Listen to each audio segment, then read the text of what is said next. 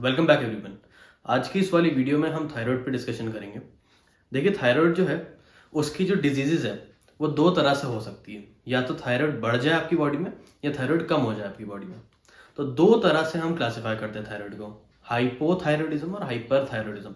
Hypothyroidism जिसमें ओ आ रहा है उसमें जो थायराइड के लेवल्स है वो कम है बॉडी में, और हाइपरथायरॉयडिज्म में थायराइड के लेवल्स ज़्यादा है। इस वीडियो के अंदर हम हाइपोथायरॉयडिज्म पे फोकस करेंगे। ठीक है, हाइपोथायरॉयडिज्म यानी कि थायराइड का कम हो जाना, उस पर हम ज्यादा फोकस करेंगे। पर वीडियो शुरू करने से पहले मेरी आपसे एक रिक्वेस्ट है, आप चैनल को सब्सक्राइब कर लीजिए, वीडियो को लाइक कर दीजिए और शेयर कीजिए वीडियो उसके साथ जिसके साथ आपको लगता है वीडियो काम आ सकती है। अब वीडियो स्टार्ट करते हैं। देखिए, हाइपोथायरॉयड यानी कि थायराइड का कम हो जाना, ये जो समस्या है थायराइड की, ये बहुत ही कॉमन है इंडिया के अंदर, और इसको हम कॉमनली थायराइड की बीमारी भी नाम देते हैं। ठीक है, तो जो थायराइड की बीमारी है बहुत कॉमन है हमारे देश में, और मोस्ट कॉमनली ये वुमेन में, औरतों में देखी जाती है। अब जो थायराइड की समस्या है उसका सबसे कॉमन रीजन क्या है? या तो आयोडीन की डेफिशिएंसी डाइट में, या दूसरा हो जाता है हाशिमोटोज डिजीज। ये दो चीजें सबसे कॉमन है।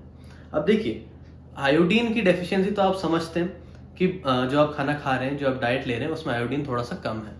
लेकिन आजकल क्या है कि जो नमक होता है उसके अंदर आयोडीन फोर्टिफाई कर दिया जाता है, यानी कि नमक के अंदर ऑलरेडी आयोडीन प्रेजेंट होता है।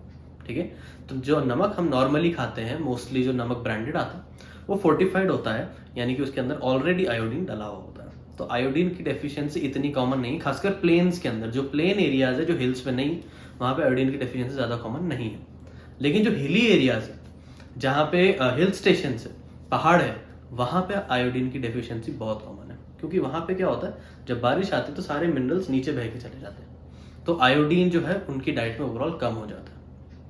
अब सेकंड, हाशिमोटोज डिजीज। ये क्या होता है? ये बेसिकली एक इम्यून अटैक होता है आपकी थायराइड ग्लैंड पे, यानी कि आपकी ही इम्यूनिटी आप ही के खिलाफ लड़ने लगती है। अब जो हाशिमोटोज डिजीज है, इसका इशू सबसे बड़ा ये है कि ये थायराइड ग्लैंड को डिस्ट्रॉय करना शुरू करती है।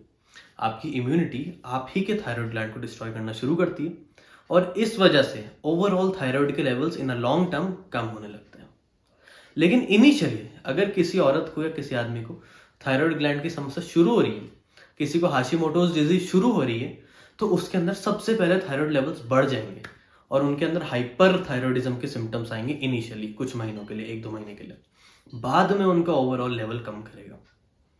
तो हाशिमोटोज डिजीज सबसे कॉमन रीजन है। अब अगर इसके सिम्टम्स की बात करें तो सबसे पहला सिम्टम आता है कोल्ड इंटॉलरेंस, यानी कि अगर हल्की सी भी ठंडक होगी आसपास, या ओवरऑल थोड़ा बहुत भी टेम्परेचर कम होगा, अगर कमरे का टेम्परेचर 20, 22, 23 है, तो इंसान को बहुत ठंड लगेगी। ठीक है, इंसान को ठंड लगेगी, ठंड से इंटॉलरेंस होगा, ठंड सहन नहीं कर पाएगा इंसान। ठीक है, सबसे पहला symptom cold intolerance. Second symptom की बात करूं तो जिसको भी डिजीज है वो कॉन्स्टिपेटेड रहेगा, यानी कि उनको डिफिकेट करने में, स्टूल पास करने में डिफिकल्टी होगी। हो सकता है उनको 2 दिन में एक बार वॉशरूम जाना पड़े, फ्रेश होने के लिए 2 दिन में एक बार जाना पड़े, जो उनका मोशन फ्रीक्वेंसी कम हो जाएगी। तो सेकंड सिम्टम है कॉन्स्टिपेशन। थर्ड सिम्टम की अगर मैं बात करूं तो थर्ड सिम्टम आता है हमारा वेट बढ़ना, मोटापा। थायराइड अगर कम है बॉडी में तो वेट बढ़ेगा इंसान का, मोटापा आएगा, ओबेसिटी होगी।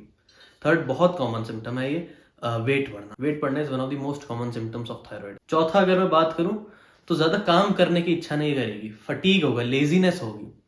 यानी कि अगर किसी को ये सारे सिम्टम्स आ रहे हैं, इसके साथ में लेजीनेस भी हो रही है, ज्यादा उठने करने की इच्छा नहीं कर रही, कॉन्स्टिपेटेड है, ठंड लग रही है, तो मोस्ट लाइकली हो सकता है थायराइड की तरफ इशारा है। और क्या सिम्टम्स आ सकते हैं इसके अंदर? हो सकता है इसमें हार्ट रेट ओवरऑल कम हो जाए, स्वेटिंग कम हो सकता है बीपी भी कम हो सकता है कि इंसान जो है वो कम खाए, भूख कम लगना। ये सारे थायराइड के सिम्टम्स हैं, यानी कि थायराइड कम हो जाने। अब क्या इसका कोई प्रिवेंशन है? तो जी हाँ, इसका प्रिवेंशन हो सकता है।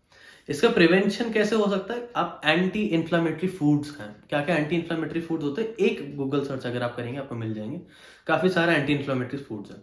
लेकिन अगर मैं एनलिस्ट करूं एंटी इन्फ्लामेटरी प्रॉपर्टीज किस चीज की वजह से आती है, तो वो 3 विटामिन है, ए, सी, ई, एस विटामिन। विटामिन ए की वजह से, विटामिन सी की वजह से और विटामिन ई की वजह से। ये एंटीऑक्सीडेंट्स है और इनके अंदर एंटी इन्फ्लामेटरी प्रॉपर्टीज भी होती है।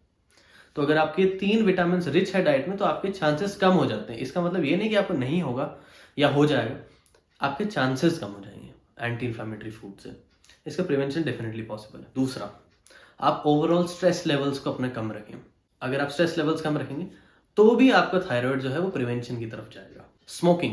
स्मोकिंग को भी आप प्रिवेंट करें। देखिए, थायराइड जो है, खासकर हाशिमोटोज डिजीज, उसको प्रिवेंट करने में एक बहुत वाइटल रोल प्ले करता है स्मोकिंग को छोड़ना। अगर आप स्मोक करते हैं तो काफ़ी ज़्यादा इन्फ्लेमेटरी केमिकल्स निकलते हैं आपके ब्लड के अंदर, और वो जो केमिकल्स है वो आपके थायराइड ग्लैंड में भी जाते हैं, वो आपकी पूरी बॉडी में जाते हैं, बोन मैरो में भी जाते हैं, और ऑटो इम्यूनिटी को ट्रिगर कर सकते हैं। अब इसके ट्रीटमेंट की अगर बात करें, अब बात करते हैं ट्रीटमेंट की।